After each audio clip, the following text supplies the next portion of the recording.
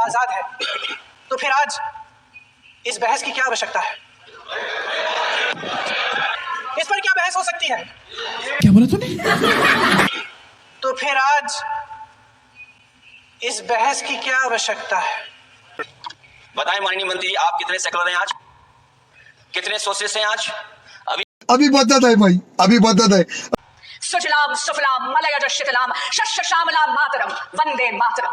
ये मोदी का नया भारत है जहां पर वंदे मातरम चरितार्थ होता है। चलो भाई देखो अब मैं क्या करता।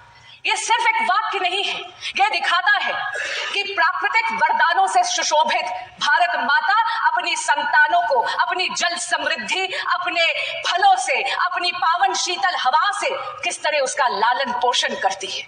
और इसीलिए महोदया, भारत माता हमारे लिए एक अमूर्त अनाम अवधारणा नहीं है, बल्कि माँ दुर्गा, माँ काली, माँ लक्ष्मी, माँ सरस्वती का साक्षात जीता जागता स्वरूप है, जो कि शक्ति, साहस, सौम्यता और ज्ञान का रूप है।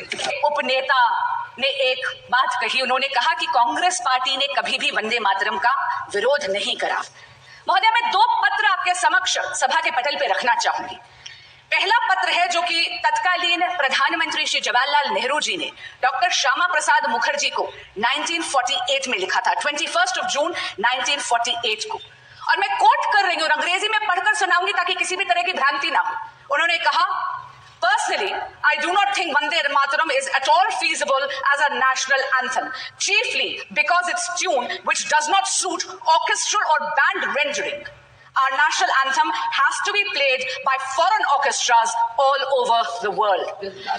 महोदया, अजीब सी बात है कि भारत के आजादी का ये मंत्र नेशनल एंथम इसलिए नहीं बन पाया क्योंकि तत्कालीन प्रधानमंत्री को ये लगा कि विदेशी ऑर्केस्ट्रा पर ये ढंग से बज नहीं सकता। ऐसा लगता है कि आजादी के बाद भी कांग्रेस पार्टी मानसिक रूप पर स्वाधीन नहीं हुई थी।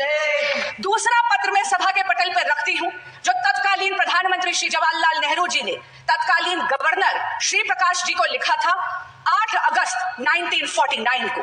और उन्होंने कहा, for my part I think it would be most unfortunate for Vande Mataram to be adopted as the national anthem. यानी व्यक्तिगत तौर पर तत्कालीन प्रधानमंत्री वंदे मातरम का नेशनल एंथम बनना दुर्भाग्यपूर्ण मानते थे। आज एक बहुत ही वरिष्ठ सांसद जो विपक्ष की तरफ बैठे हैं, वो एक दल के नेता भी हैं, उन्होंने हमसे एक सवाल पूछा। उन्होंने पूछा कि आप कितने सेक्युलर हैं। मैं पूछना चाहती हूं विपक्ष से, खास करके उस नेता से और कांग्रेस पार्टी से, कि धर्मनिरपेक्षता की आड़ में सांप्रदायिक ताकतों के आगे घुटने टेके कांग्रेस पार्टी ने, जिसने 1937 में त्रिदेवी यानी हमारी शक्ति की आवाहन वाले सभी छंदों को बेरहमी से वंदे मातरम से काट दिया, और आप हमसे पूछते हैं कि हम कितने सेक्युलर हैं। महोदया, जब ऐसे तुष्टीकरण की राजनीति के पटल पर वंदे मातरम की बलि चढ़ा दी थी, इसीलिए स्वर्गीय श्रीमती सुषमा स्वराज को 1996 में इसी सदन के पटल पर यह बोलना पड़ा, हाँ हम सांप्रदायिक हैं क्योंकि हम वंदे मातरम गाने की वकालत करते हैं, क्योंकि हम राष्ट्र ध्वज के सम्मान के लिए लड़ते हैं। महोदया, ये मोदी का नया भारत है। ये भारत वंदे मातरम के मूल मंत्र को आत्मसात ही नहीं करता, बल्कि ग्राउंड पर उसको चरितार्थ भी करता है। ये मोदी का नया भारत है जहां पर बिन मांगे मैटरनिटी लीव को 12 से 26 हफ्ते बढ़ा दिया जाता है। ये है वंदे मातरम।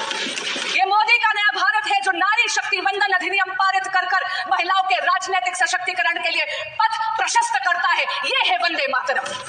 ये मोदी का नया भारत है जो आयुष्मान भारत में विश्व की सबसे बड़ी हेल्थ इंश्योरेंस ही नहीं, हेल्थ अश्योरेंस स्कीम देती है, 5 लाख रुपए का मुफ्त इलाज देती है। वह वंदन कार्ड से हमारे वरिष्ठ नागरिकों का भी ख्याल रखती है। ये है वंदे मातरम। ये मोदी का नया भारत है जो न्यूक्लियर एनर्जी और भारत की स्पेस को एकाधिकार यानी सरकारी एकाधिकार से निकालकर भारतीय की युवा शक्ति उसमें अपना योगदान दे पाए, इसके लिए उसको खोलती है। ये है वंदे मातरम। ये वंदे मातरम की पराकाष्ठा है कि मोदी के नए भारत में भारत की अर्थव्यवस्था 11वें नंबर से वैश्विक पटल पर 4थे नंबर पर आज आ गई। मेरे देश के युवा के लिए जहां पर भारत की स्टार्टअप इकोनॉमी वैश्विक पटल पर 3rd लार्जेस्ट इकोसिस्टम बन जाता, लेकिन आज मेरा मन बहुत व्यथित है। मेरा मन बहुत व्यथित है क्योंकि एक बहुत ही माननीय सांसदा ने यह कहा कि वंदे मातरम की बहस हो रही है। महोदया, शायद मेरी तरह वो भी पहली बार की एमपी है। हम दोनों ने सदन में मात्र 12 महीने ही गुजारे हैं। आपके माध्यम से मैं उनको कहना चाहूंगी कि ये चर्चा है जो सकारात्मक होती है, ये बहस नहीं है। माननीय सांसदा ने कहा कि आप अतीत में क्यों मंडरा रहे हैं। महोदया, मैं आपके माध्यम से कहना चाहूंगी कि जो सभ्यता अपने इतिहास को भुला देती है उसका कोई भविष्य नहीं होता, क्योंकि इतिहास से यदि आप उसकी गलतियों से सीखते नहीं हैं तो इतिहास वो गलतियां आपके लिए दोहराता है। आज उन्होंने कहा कि ये चर्चा एक चुनावी अमले में है, क्योंकि उन्होंने बंगाल के चुनाव की बात करी। मैं आपके माध्यम से उनको कहना चाहूंगी कि बंगाल वंदे मातरम की जन्मभूमि है। बंगाल वो पावन धरती है जिसने आजादी का ये मूल मंत्र दिया, ये जय घोष दिया, जिसने स्वदेशी का ये उद्घोष दिया। लेकिन आज बहुत गंभीर और चिंताजनक स्थिति में है मेरा बंगाल। क्यों? क्योंकि वहां की रूलिंग डिस्पेंसेशन वंदे मातरम की आत्मा का गला घोट रही है। आज राजनीतिक स्वार्थ के कारण राजनीतिक हिंसा बहुत ही गहराई से वहां पर जड़ें पकड़ रही है। पर आपके माध्यम से महोदया, इस सदन को और इस देश को मैं आश्वस्त करना चाहती हूं, भगवा श्री राम का रंग है, भगवा क्रांति का रंग है।